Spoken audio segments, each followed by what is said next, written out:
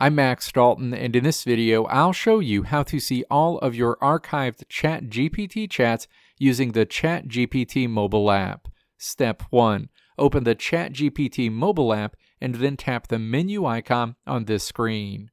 Step 2. Tap your profile name. The settings menu opens. Step 3. Swipe down to the Account section and then tap Archived Chats.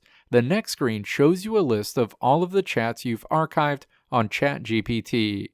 Tapping any of these chats will bring up a menu where you can opt to view that chat, unarchive it, and restore it back to your main list of chats, or permanently delete it. Let me know if this video helped you out in the comments below. If you liked what you saw here, click the video links on the right side of the screen to check out another video. Or click the logo on the left side of the screen to check out my tutorial website at www.maxdalton.how.